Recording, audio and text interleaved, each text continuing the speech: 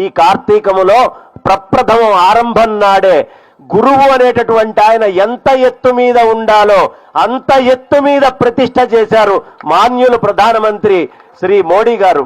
ఏం చేశారు? 12,000 అడుగుల మీద 12 అడుగుల ఆదిశంకర భగవత్పాదాచార్యుల వారి యొక్క విగ్రహాన్ని ప్రతిష్ఠ చేశారు.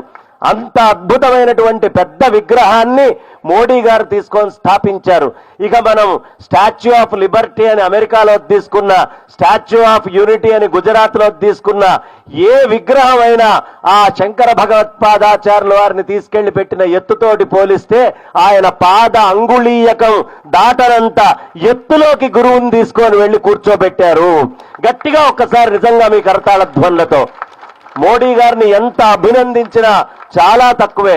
అలాంటి ఆదిశంకర భగవత్పాదాచార్యుల వారిని అంత ఎత్తులో పెట్టారు కాబట్టి కేదారంలో ఇవాళ తూంగ్నాథ్ అనేటటువంటి గుడి ఈ ప్రపంచంలో అన్నిటికంటే ఎత్తైనటువంటి క్షేత్రం. ఆ క్షేత్రం తర్వాత ఎత్తుగా ఉండేటటువంటి రెండోది ఏది అంటే పూజించబడేటటువంటిది ఆదిశంకర భగవత్పాదాచార్యుల వారి యొక్క విగ్రహము. కాబట్టి గురువుని అంత ఎత్తు మీదకి తీసుకొని వెళ్ళారు.